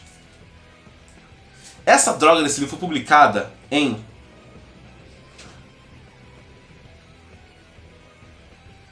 1955. Eu não procurei muito, mas eu ouso dizer que é a primeira vez na história em que acontece isso, de ter essa coisa que hoje em dia é comum. Todo desenho, todo anime, toda série, tudo tem alguma teoria, algum canto na internet falando: ah, na verdade eles estão em coma, na verdade eles estão no inferno, na verdade todos eles morreram. Tá ligado? Que nem Rugrats tem isso, Turma do Bairro tem isso, sei lá, Super Campeões tem isso, todo desenho tem isso, essa explicaçãozinha besta de que todos eles estão mortos, todos estão no inferno, todos eles estão no limbo. Na verdade, tudo imaginação de algum deles tem câncer e tal. Em Narnia é verdade. O último livro, todo mundo que tá no livro, todos os humanos que foram pra Narnia no último livro, estão mortos. Houve acidente de trem e todos eles morreram. Pedro, Lúcia, Edmundo, Eustáquio, Jill, Polly e Diggory. Todos eles morreram. Até os pais dos 4 irmãos que estavam no trem também morreram. Eu já achei isso em si uma merda, tá ligado? Virar e falar: ah, eles estão mortos. É que nem, sei lá, você termina uma série de livros muito foda e o último parágrafo é o protagonista acordando, tá ligado? Ah, era tudo um sonho. Ah, ele estava em coma. Que bom que ele acordou agora. Isso é uma merda. Isto é uma merda. Eu estava até curtindo a última batalha, sabe? O final, a última batalha de verdade não é uma luta de exércitos, é uma porradaria generalizada num descampado. Mas eu tava curtindo, chegou no final, mostrou o fim do mundo de Narnia e tudo mais, porra, bem maneiro. Mas essa última passagem, essas 2 últimas páginas, cara, inadmissível, inadmissível. Eu fiquei puto pra caralho. Eu quase não dormi. Eu terminei de ler essa porra ontem. Eu queria ter gravado ontem, eu só não gravei, porque eu sabia que ia falar merda, porque eu tava muito puto, e porque eu tava muito cansado, porque eu passei o dia resolvendo um monte de merda. Hoje, eu passei o dia refletindo e tal, sentei, vamos gravar essa porra, vamos. Eu relendo isso, me dá mais raiva, me lembra de que idiota isso, tá ligado? O último livro inteiro é porque os personagens estão mortos. Vai se fuder, ele poderia só ter feito realmente: ah, você veio pra Narnia, você realmente está em Narnia, você não vai voltar, porque agora você está no paraíso e tal. Milhares de explicações. Não precisa falar que eles estão mortos, C.S. Lewis, seu filho da puta. Ai, realmente, vocês não têm noção do quão ridículo eu acho que isso tudo é. Puta que pariu, é horroroso. E no final, quem se deu bem foi a Susana, porque ela não morreu. Não ser considerado... Quer ver? Ser superficial, querer saber de lingerie, de maquiagem, da vida adulta, te fez ficar viva. Te fez ficar viva e ficar com o espólio da família. Porque agora todo o dinheiro dos pais e tudo que era dos irmãos vai pra ela. Parabéns, agora você é uma órfã, cheia da grana, e sem se preocupar com porra nenhuma. Porque enquanto você tá vivendo sua vidinha, aproveitando as coisas boas da vida, os seus irmãos e os amigos deles estão no limbo, no paraíso cristão. Ai, esse final realmente foi de fuder. Eu fiquei muito puto, tá ligado? Antes eu só ia virar e falar: eu recomendo a última batalha, ponto final. Eu recomendo a série Narnia com asterisco. Porque ela é bem cristã, no geral. Ela é explicitamente cristã. Mas eu recomendaria a última batalha pra todo mundo. Agora eu recomendo tudo com asterisco, porque o final, as 2 últimas páginas são ridículas. O último parágrafo é até legal, porque é bastante falando: e todos eram felizes para sempre, vivendo aventuras maravilhosas. Mas esse penúltimo trecho, caralho, mano, que coisa horrorosa, ridícula, terrível, inacreditável. Puta que pariu. Ai, vamos voltar ao nosso padrão, vamos nos controlar, porque agora tá na hora de fazer a análise da franquia, da série Narnia como um todo. Antes disso, é só bom comentar. Eu procurei um bocado sobre Narnia, né? Fui ler e tal, sobre alguns artigos, alguns textos, e parece que realmente o C.S. Lewis tinha planos de escrever um livro só pra Susana. Pra ser a redenção dela, por assim dizer, né? Ela voltando a acreditar em Aslan e tudo mais. Ele morreu antes de conseguir fazer isso. Então não adianta virar e falar o que poderia ter acontecido. Então vamos ficar com o que nós temos. O que nós temos é que a Susana se fudeu, mas acabou se safando no final da história. Mas seria interessante saber o que C.S. Lewis pretendia fazer com a Susana, mas... bom, então vamos falar agora de Narnia, vamos lá. Fim dos spoilers. Ai, vamos lá, agora é hora de falar da franquia Narnia como um todo, né? Todos os 7 livros da série Narnia. Narnia é uma série de livros infantis feita com o intuito claro de espalhar o cristianismo para seus leitores. Se você é uma pessoa cristã e você tem o interesse de espalhar a sua fé e mostrar para as pessoas como Jesus é top e coisa do tipo, essa coisa da trindade e tudo mais, bom, Narnia é uma boa forma de fazer isso porque os livros são divertidos. Eu imagino que toda criança vá se divertir lendo Nárnia, porque os livros é uma leitura leve, é uma leitura suave, é divertida, tem seus defeitos, especialmente por conta do tempo, tá ligado? Porque tem racismo, tem xenofobia, em doses muito menores que livros modernos têm, mas ainda assim é uma leitura muito divertida, muito gostosa de se ter. Pode não ser os seus livros favoritos ou coisas que vão mudar a sua vida, mas só pelo fato de serem clássicos já vale a pena ler pra você poder pelo menos reclamar com propriedade, que foi meu intuito. Porém você vai se divertir, você vai passar um tempo legal, porque eles são divertidinhos, são legaizinhos. Tem defeitos, especialmente essa questão do machismo, racismo e xenofobia, porém, no geral são bem legais. E se você ler na ordem que eles foram escritos, a sua experiência vai só melhorar. Eu diria que tem 3 livros aqui que são realmente amadores, que é Leão Feiticeiro Guarda-Roupa, Príncipe Caspian e Viagem Perigo Novo Dourado. Eles são bem amadorzinhos, mas de resto, eles são livros muito bons. Cavalo Feminino, Sobrinho do Mago, Cadeira de Prata e Última Batalha são livros realmente muito divertidos e bem escritos. Muito bem escritos, já forçar a barra, mas assim, são bem escritos e proporcionam uma diversão muito, muito boa. Então assim, no geral, as Crônicas de Nárnia são livros infantis, nitidamente infantis, tá ligado? Em vários locais do mundo eles são publicados com escritos, né, na capa, literatura infantil ou contos de fantasia para crianças e tal. Aqui no Brasil não tem isso, é só o título do livro, C.S. Lewis e Crônicas de Nárnia. Eu sei que existe um volume único com tudo isso, eu prefiro os volumes separados porque tem as ilustrações de capa interiores e internas, que eu não sei se tem no volume único. Mas eu vi que tem uma editora que está pretendendo. Acho que é Martin Fontes, sei lá. Tem uma editora que anunciou no passado que vai relançar Nárnia aqui no Brasil com uma nova diagramação de capa, novas ilustrações e tal. Vai ser um volume mais caprichado, né? Vai ter, tipo, Crônicas de Nárnia no topo com hot stamp dourado e tal. Então, pra quem se interessa, eu recomendo pegar só isso aqui, porque eles são baratíssimos. Isso aqui eu comprei numa loja cristã por R$40, tudo isso aqui, tudo junto. Talvez você consiga o volume único por menos que isso, mas aí depende do espaço que você tem, se você tem interesse nas ilustrações internas e de capa ou não. E eu recomendo que você pegue isso aqui pra conhecer Nárnia. Se você ler e gostar pra caralho, realmente é interesse de valorizar Nárnia e o C.S. Lewis e cristianismo, coisas do tipo, aí você pega essas caprichadas, luxuosas, mas se você realmente só quer conhecer Nárnia, pega o volume único, isso aqui que você vai ter uma diversão legal e é isso aí. Mas assim, não espere uma coisa épica, não espere uma coisa grandiosa, não espere uma coisa monumental, espere cristianismo com momentos bobos e alguns momentos empolgantes, porque é isso que Nárnia entrega para os seus leitores. Sobre os filmes, sei lá, eu lembro que eu vi o primeiro quando ele era novidade, mas os outros 2 eu não vi. Se vocês têm interesse que eu veja os filmes e comente, compare com os livros, coisas tipo, faça análise dos filmes, por favor, comenta aí que eu quero saber. Porque eu vi os trailers, tem um vídeo aí no YouTube de alguém que compilou os trailers de todos os filmes, né, tipo trailers clássicos. E é impressionante, porque você vendo os filmes, realmente, você vendo os trailers, eu me convenci, eu olhei o trailer e falei, caralho, realmente a Nárnia é épico mesmo, né? Se eu não conhecesse os livros, eu ia acreditar que Nárnia é uma coisa grandiosa, épica e monumental. Bom que eu li e sei que não é bem isso. Mas assim, eu espero que vocês tenham ficado interessados em conhecer literatura, livros clássicos e coisas do tipo assim, diferentonas, fora do padrão que eu falo aqui no canal. Se vocês tiverem interesse em conhecer a Crônicas de Nárnia, tá aí, facinho de você conseguir em qualquer lugar. Se vocês gostaram do vídeo, desse vídeo enorme, nem sei quanto tempo tá no final, mas se vocês gostaram desse vídeo, curtam, comentam, compartilhem, se inscrevam no canal, que se esse vídeo for bem recebido, eu pretendo fazer mais vídeos comentando literatura, né, lendo livros. Eu já tenho vídeos aqui no canal lendo livros de Star Wars, né, fazendo análise de livros de Star Wars, mas se vocês quiserem, eu pretendo fazer leitura de clássicos, coisas do tipo. Nárnia realmente não tinha muita expectativa e acabei me surpreendendo porque é bem divertido. Porém, eu sei que num futuro próximo, talvez ano que vem ou no final desse ano, eu vou começar a ler Harry Potter. Eu já li os 3 livros de Harry Potter, quando era novinho, assim, quando Harry Potter era novidade. E tive uma experiência mista, antes da J.K. Rowling falar tanta merda e se mostrar uma pessoa terrível. Mas hoje em dia, eu pretendo ler Harry Potter e vai ser um formato bem diferente disso aqui. Eu não vou fazer um vídeo só com todos eles. Seria mais ou menos um vídeo para cada livro apontando os problemas da obra. Que é uma coisa que eu vou fazer com muita coisa.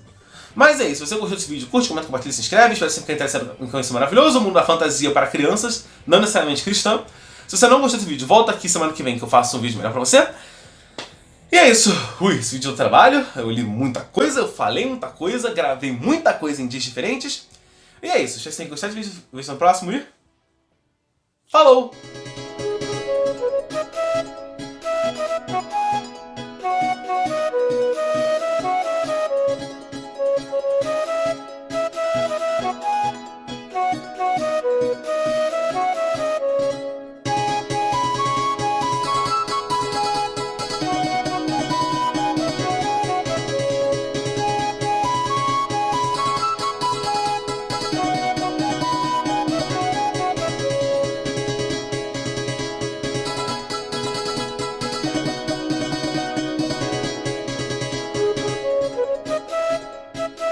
Música